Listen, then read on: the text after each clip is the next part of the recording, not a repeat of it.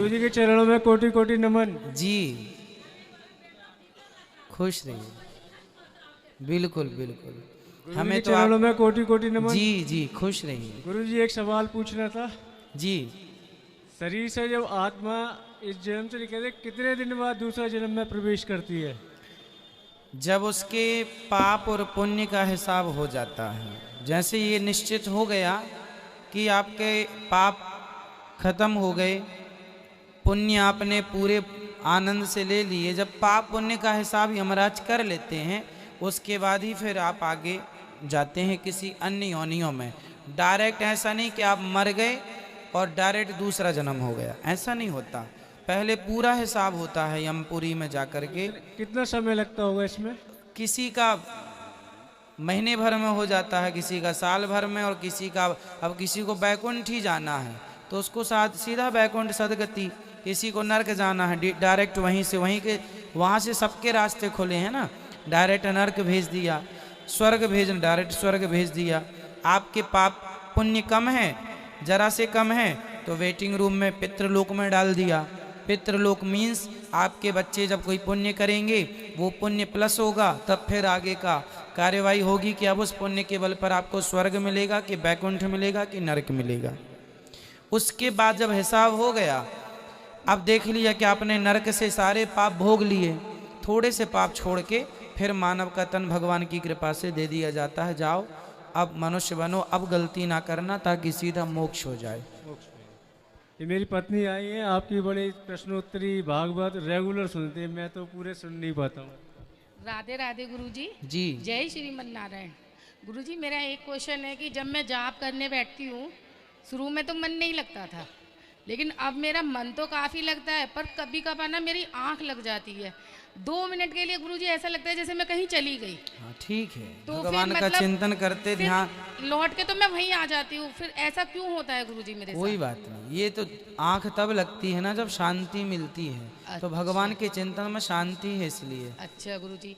और दूसरा क्वेश्चन ये है गुरुजी, आत्मा और परमात्मा में अंतर क्या है? आत्मा है जैसे समुद्र है, हाँ जी। और समुद्र की एक बूंद है, हाँ जी। तो बिंदु हो गई आत्मा और सिंधु हो गया परमात्मा। परमात्मा। अब एक सवाल मेरा आपसे, हाँ जी। इतना वेट क्यों है आपका, वजन? गुरुजी थायराइड है मुझको। तो डॉक्टर क्या कह रहे हैं? डॉक्टर ने दवा खाती हूँ, उन्होंने ये बोला कि अपने आप ही कम होगा और आप तो एक्सरसाइज आप करो। अपने अपने कम करने के लिए क्या कर रहे हैं? राउंड लगा के आती हूँ गुरुजी पार्क में। राउंड लगाने से नहीं नहीं होगा। होगा। फिर रात्रि को कितने बजे खाते हैं? ये आते हैं गुरुजी 10 साढ़े 10 बजे, फिर जब भी खाना बनता है जब भी खाते हैं गुरुजी। तो 10 बजे खाते हैं आप? 11 भी बज जाते हैं गुरुजी हमको तो। तब तो सारी जिंदगी आप इससे छुटकारा नहीं पाएंगी। फिर गुरु आपको इनको खवाना है, रात्रि को आपको नहीं खाना। नहीं खाना। शाम को 6 बजे के बाद कसम खा लो कि शाम को सूर्य अस्त होने के बाद आपके मुंह में कुछ ना जाए, केवल पानी की सेवा, ठीक है गुरु। है ना? दूध पीना है दूध पी सकते हैं बस, बाकी आप सुबह केवल सलाद, आपको रोटी नहीं, चावल नहीं, सिर्फ दाल सब्जी और ककड़ी, चुकंदर, मूली, गाजर, इनका सेवन करना है। तो गुरुजी हम खाते तो है नहीं, 11 साढ़े 11 बजे तो हम नाश्ते ही करते हैं, चाहे हम 2 पराठे ले लें तो या पराठे कुछ भी खाते हैं नहीं, फिर गुरुजी दोपहर में नहीं लेते हम कुछ भी, 2:30-3 बजे 2 से पराठे नहीं भी लेते। इस शरीर के लिए 2 पराठे भी बहुत हैं, बहुत है ना? आप एक काम करो, आपको ना पराठे ना रोटी ना पूड़ी ना चावल, हाँ जी। सिर्फ सलाद। ठीक है आपको 2 महीने तक केवल सलाद में जिंदा रहना है। ठीक है 2 गुरुजी। महीने बाद आपका 15 किलो वजन ना कम हो जाए तो कह देना ठीक है गुरुजी। कि क्या खाएंगे। सलाद। धीरे धीरे करेंगे तो बिल्कुल फिट हो जाएंगे आप। हाँ जी गुरुजी। क्या खाएंगे? सलाद खाएंगे। सिर्फ सलाद, सिर्फ सलाद। सिर्फ सलाद और हाँ जी। दाल। ठीक है गुरु। दाल और सब्जियां हरी, जैसे हाँ अभी जी। हरी सब्जियां आ रही हैं, हाँ जी, हाँ हरी जी। सब्जियां, ना रोटी ना चावल ठीक है, चावल तो वैसे भी मना है मेरे गुरुजी। ना पराठा। अच्छा पराठा भी नहीं। ठीक है गुरुजी। राधे राधे गुरुजी। खुश रहिए। राधे हेलो राधे। हेलो, राधे राधे। जी, मैं मथुरा की बेटी हूँ, मथुरा से आई हूँ, लक्ष्मी नगर से।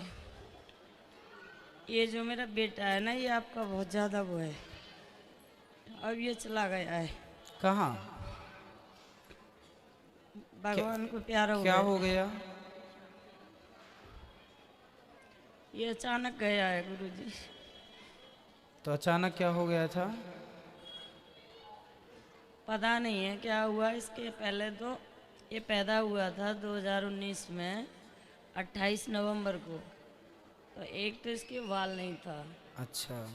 और इसके दिल में 2 छेद थे। हम्म। ये 14 साल बाद आया था। हम्म। ये पैदा हुआ था शारदा में। हम्म। तो वहाँ पे डॉक्टरों ने बोला कि ये बच्चा ना ज़्यादा दिन नहीं जिएगा। अच्छा। उसके बाद ये ऑपरेशन से हुआ था, बड़े ऑपरेशन से।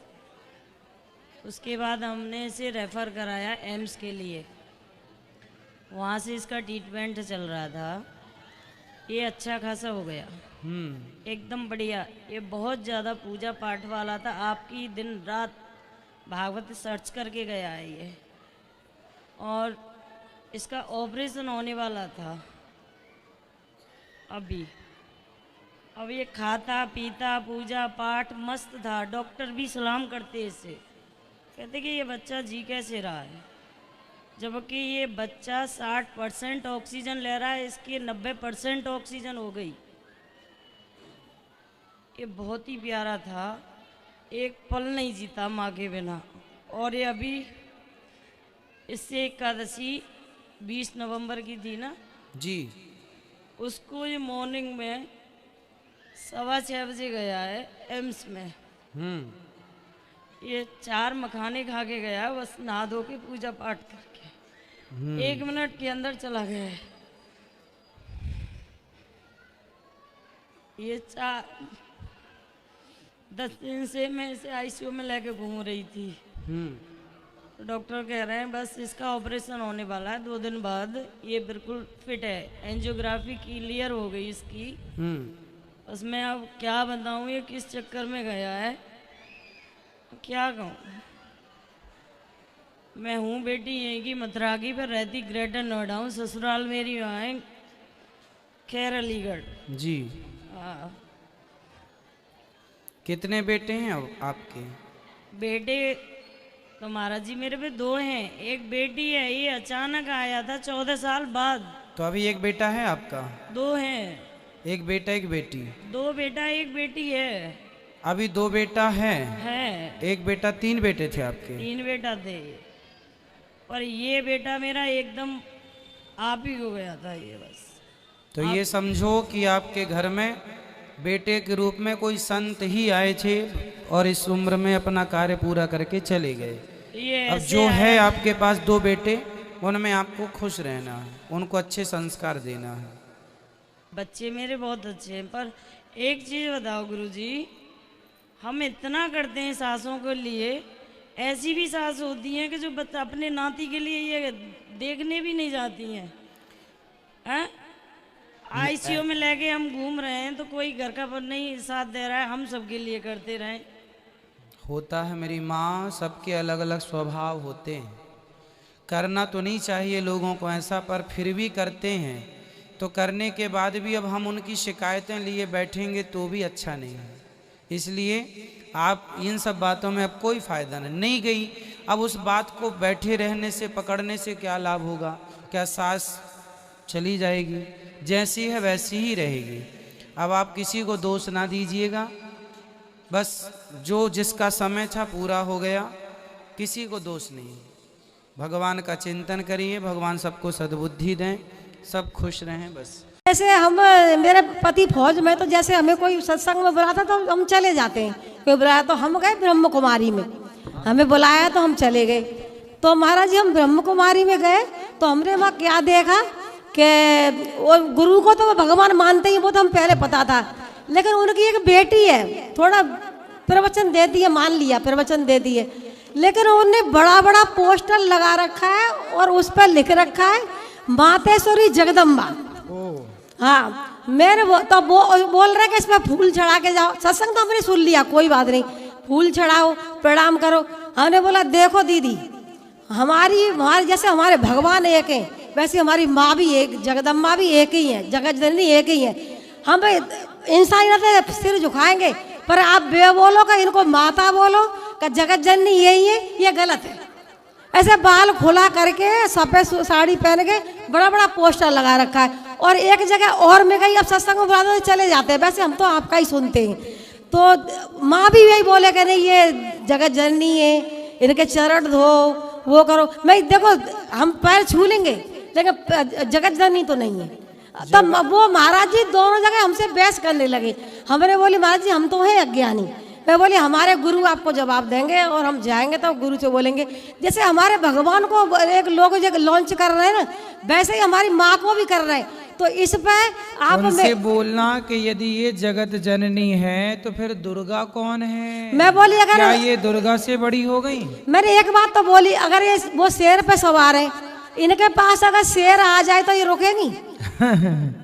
हमने ये बोला, ये रुकेंगी? ये भाग जाएंगी डर के मारे। इतना तो हमने बोला। नहीं जगत जननी नहीं है तो हम लोग बहस करने लगी। वो भाई बहस तो हम नहीं करेंगे, हम तो ज्ञानी है नहीं, पर हम अपने गुरु से जरूर बोलेंगे कि मंच पे आप लोगों को समझाएंगे। जगत जननी केवल माता, जगत जननी लक्ष्मी है। लक्ष्मी ही दुर्गा है, वही राधा है, वही सीता है, वही काली, वही महाकाली। 3 शक्ति हैं, ब्रह्माणी है ना, ब्रह्मा जी की ब्रह्माणी, रुद्राणी और माता लक्ष्मी। हमें पता है महाराज जी, लेकिन हम जैसे वहाँ विशाखापट्टनम रहती हूँ मैं, तो माँ जाते रहते ऐसे ही लोगों को वो भगवान समझ रहे हैं। हाँ, किसको? ये ऐसे ही कोई भी मतलब है साधु ही कोई आ गई, कोई प्रवचन दिया उसी को वो ज्यादा बोलती है कि नहीं इसे जगदम्बा माँ बोलो, ये जगदम्बा। मैं बोली देखो प्रणाम करेंगे इंसानियत के नाते, पर जगदम्बा ये नहीं है। सही है। और महाराज जी एक विनती और है, जिससे आस होती है उसी से बोलते हैं। आपसे हमें बहुत आस है। जैसे आपने भगवान का वो 3 रूप में हमारे भगवान आए, तो हम ये बोलते हैं थोड़ा हमारे महाराज जी थोड़ा सा ढोलक, थोड़ा सा मजीरा रख दें तो हम थोड़ा कीर्तन भी करना चाहते हैं। कभी कभी हम चाहते हैं कि हमें आपसे ही हमें आस है, और आप हमारी आस नहीं तोड़ेंगे। तो कीर्तन किया करो, ढोल नगाड़ा मतलब ढोल मजीरा चाहिए। हाँ ये बात तो आपका मतलब साजबाज यहीं का है। थोड़ा नॉर्मल ढोलक मंगा दीजिए, हम बजा गा लेते हैं थोड़ा सा। जैसे आज एकादशी है तो मन था, आप अगली बार आएंगे तो आपको मिलेगा सब। बात हमारी एक बार है, थोड़ा ज्यादा बार मतलब मान सुनना, बस एक बार बोल रही हूँ पर ज्यादा बार मानना, क्योंकि आप चिंता ना करना, कल महीना 2 महीना में हम आते रहते हैं। कल ही बुलवा देंगे, कल। हाँ चिंता ना करना। बहुत बहुत धन्यवाद महाराज जी। खुश रहिए, ठीक कहा आपने। कल ध्यान रखना पाठ। महाराज जी के चरणों में मेरा कोटि कोटि नमन। मंजीरा छांज ऊपर बढ़िया रखवा देना जी। महाराज जी मेरा प्रश्न ये है कि छोटा बेटा बड़ा बेटा का शादी हो गया, छोटा बेटा का शादी किए, पहला डिवोर्स हो गया, और दूसरी शादी हुई उसकी तो वो बच्चा भी हो गया, एक लड़की, और वो अपने मैके में बैठी हुई है, कहीं मेरे को नहीं जाना है। क्यों? क्या पता क्या वो बोलती है कि ये अपने भाभी को रखा है। ऐसा कुछ नहीं है महाराज जी, मेरा बेटा पूजा पाठ सब करता है, छोटा वाला लड़का। उनको गलत फहमी हो गई। गलत फहमी हो गई है महाराज जी, इसलिए घर में हमारे बहुत अशांति मचा हुआ है। तो बहू मुझे मार्गदर्शन दीजिए गुरुजी। बहू को बोलना कि एक बार वो आए वृंदावन, यहाँ बात करें, मिलते हैं उनसे, बात करते हैं, समझाते हैं, ले आना बहू को। बहुत शक करती है वो, हम समझाएंगे तो मेरे से लड़ाई करेगी। वो सोचती है कि मैं ही अच्छी हूँ, पूरे परिवार खराब है। उनको ले आना, समझाएंगे। और दूसरी क्वेश्चन ये है महाराज जी की, मेरे भैया घर बनवाए हैं तो वास्तु शास्त्र से नहीं दिखाए हैं, तो वहाँ भी थोड़ा दिक्कत है। तो मेरी भाभी बोली है थोड़ा सा महाराज जी से एक बार क्वेश्चन तो करिए। घर बनाए हैं तो क्या दिक्कत है? तो कुछ प्रॉब्लम है उनके घर में, बोलिए कि वास्तु शास्त्र से दिखा के तो हम नहीं बनवाए हैं, थोड़ा सा महाराज जी से एक बार बोलिए, कुछ उपाय हो तो बताएंगे। तो घर बनवाने के पहले एक बार वास्तु के ज्ञाता को दिखा लेना अच्छा होता है ना। नहीं उस समय नहीं महाराज जी लोग ध्यान दिए, और घर कितने साल पुराना घर है? हो गया 20-25 साल हो गया महाराज जी। अच्छा, तो उसमें बस ये देख लेना कि ईशान कोण जो होता है, ईशान मतलब पूरब और उत्तर का कोना। अच्छा। इस दिशा में केवल लेट बात ना हो, वॉशरूम वगैरह ना हो। अच्छा। बस, क्योंकि ईशान में यदि वॉशरूम है तो फिर वो नुकसान देता है, और यदि वॉशरूम नहीं है, बाकी कुछ और चीज़ें हैं, तो ठीक है, उसका सबका समाधान हो जाता है। अच्छा। तो केवल ईशान मतलब ईशान वास्तु देवता का सिर होता है, तो वहाँ जितनी शुद्धि हो, उस दिशा में जितना अच्छा हो सबके लिए